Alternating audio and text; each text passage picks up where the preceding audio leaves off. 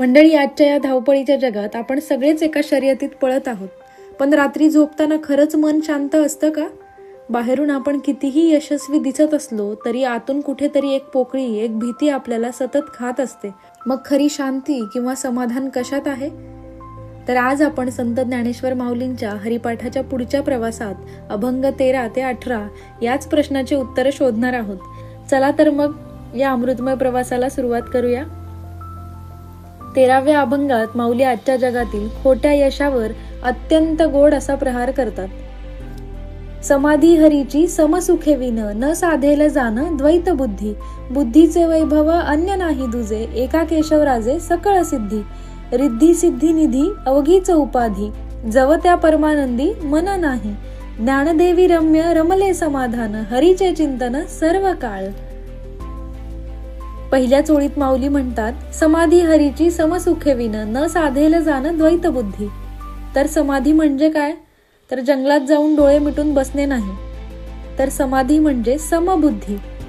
जेव्हा तुमचं मन सुख आणि दुःख दोन्ही मध्ये समान राहतं, ती खरी समाधी.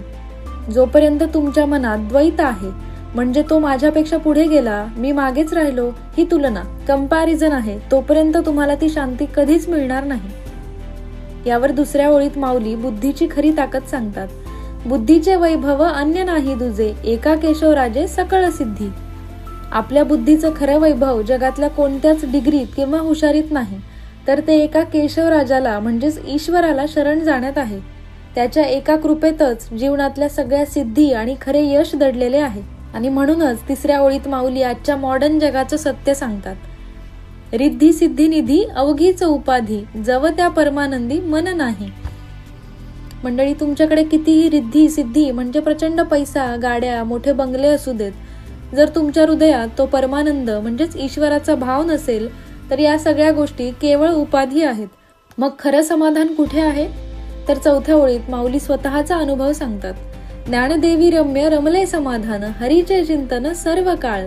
माऊली म्हणतात, माझं मन त्या अत्यंत सुंदर आणि रम्य अशा समाधानात पूर्णपणे रमून गेलं आहे. आणि हे कशामुळे शक्य झालं? तर केवळ सतत आणि सर्व काळ केलेल्या हरीच्या चिंतनामुळे. जे मन ईश्वराशी जोडलं जातं तेच खऱ्या अर्थाने शांत होतं. मग प्रश्न पडतो, या जगात आपल्याला सर्वात जास्त भीती कशाची वाटते? तर उद्याची. उद्या माझं काय होईल? माझी वेळ खराब तर येणार नाही ना? यावर 14व्या अभंगात माऊली आपल्याला एक अभेद्य कवच देतात. नित्य सत्यमित हरिपाठ जासी, कळी काळ त्यासी न पाहे दृष्टी. रामकृष्णी उच्चार अनंत राशी तप, पापाचे कळप पळती पुढे. हरी हरी हरी मंत्र हा शिवाचा, म्हणती जे वाचा तया मोक्ष. ज्ञानदेवा पाठ नारायण नाम, पाविजे उत्तम निज स्थान. मंडळी, पहिल्या ओळीकडे लक्ष द्या. नित्य सत्यमित हरिपाठ जासी, कळी काळ त्यासी न पाहे दृष्टी. म्हणजे ज्याच्या आयुष्यात नित्य, दररोज सत्य म्हणजे प्रामाणिकपणे आणि मित म्हणजे मोजका पण एकाग्रतेने हरिपाठ आहे. साक्षात कळी काळ म्हणजे वाईट वेळ किंवा काळ किंवा मृत्यूचे भय देखील त्याच्याकडे वाकड्या नजरेने पाहू शकत नाही. आज आपण भविष्याच्या चिंतेने इतके घाबरलेले असतो, पण माऊली इथे आपल्याला निर्भयतेचे कवच देतात. मग या नामात एवढी ताकद आली कुठून? तर दुसऱ्या ओळीत माऊली सांगतात, रामकृष्ण उच्चार अनंत राशी तप, पापाचे कळप पळती पुढे. आपण विचार करतो की पाप धुण्यासाठी डोंगरावर जाऊन घोर तपश्चर्या करावी लागेल का?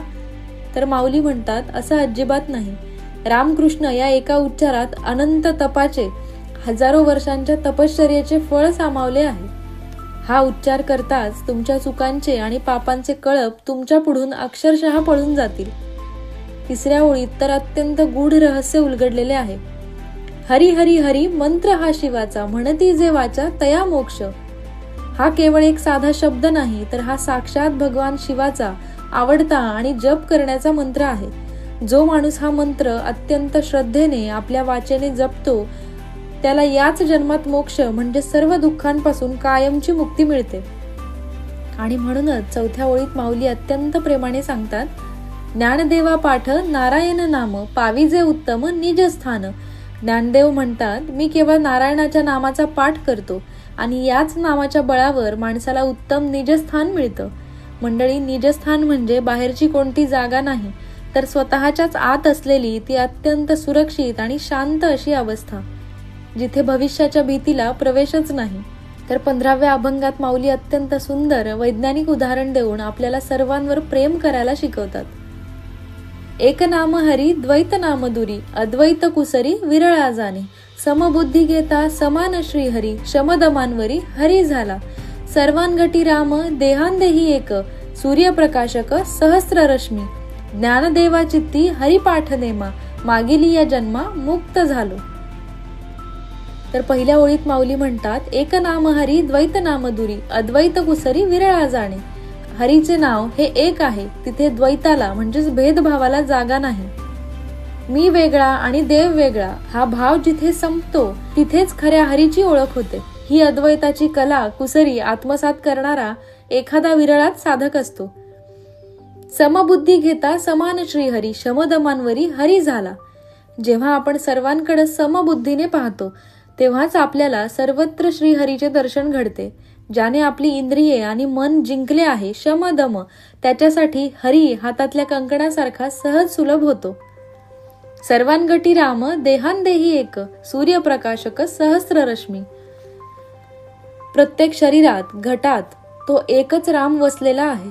ज्याप्रमाणे आकाशातील सूर्य एकच असतो, पण त्याची सहस्त्र किरणे, सहस्त्र रश्मी वेगवेगळ्या ठिकाणी पडली तरी प्रकाश मात्र एकाच सूर्याचा असतो, त्याप्रमाणे प्रत्येक देहात आत्मा एकच असतो. ज्ञानदेवा चित्ती हरिपाठ नेमा, मागिली या जन्मा मुक्त झालो. माऊली म्हणतात, माझ्या चित्तात मनात आता फक्त हरिपाठाचा नेम आहे.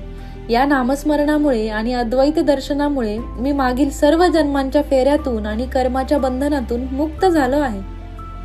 संत ज्ञानेश्वर महाराजांच्या हरिपाठातील हा 16वा अभंग नामाची ताकद आणि स्थितप्रज्ञतेची अवस्था अधोरेखित करतो.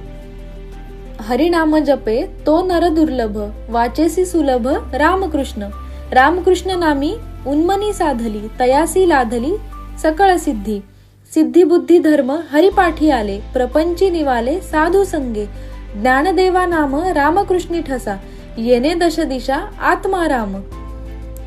मंडळी, 16व्या अभंगाच्या पहिल्याच ओळीत माऊली एक खंत व्यक्त करतात.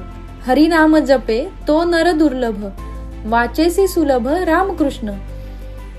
बघा ना, रामकृष्ण म्हणायला जिभेला किती सोपं आणि सुलभ आहे, पण तरीही खऱ्या अर्थाने आणि श्रद्धेने हे नाम घेणारा माणूस या जगात फार दुर्लभ आहे. पण जो हे नाम घेतो त्याचं काय होतं? तर दुसऱ्या ओळीत माऊली मनाच्या पलीकडची अवस्था सांगतात. रामकृष्ण नामी उन्मनी साधली, तयासी लाधली सकळ सिद्धी.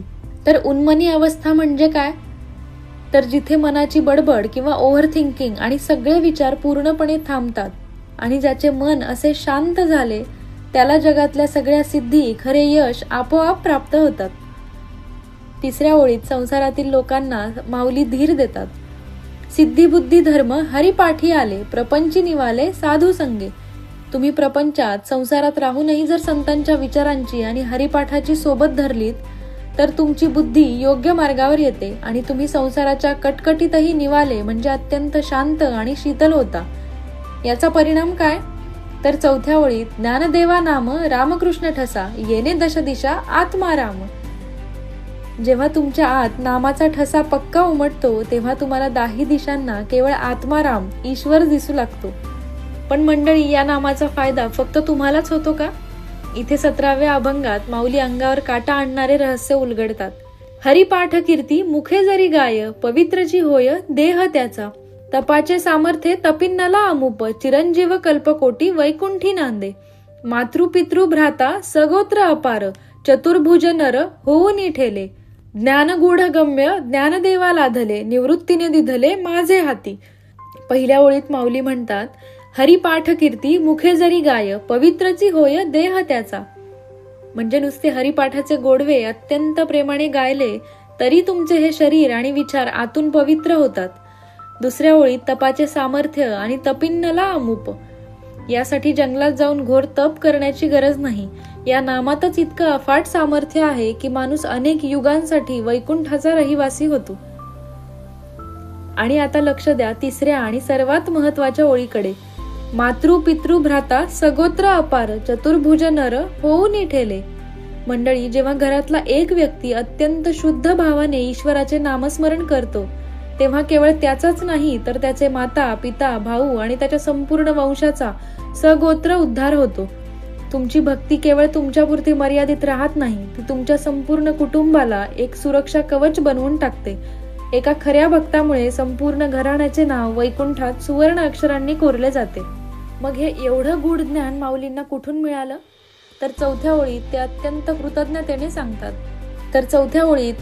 कृतज्ञतेने सांगतात, ज्ञानगूढगम्य ज्ञानदेवा लाधले, निवृत्तीने दिधले माझे हाती. हे असं अथांग आणि गूढ ज्ञान साक्षात माझे गुरु निवृत्तीनाथांनी माझ्या ओंजळीत आणून दिलं आहे.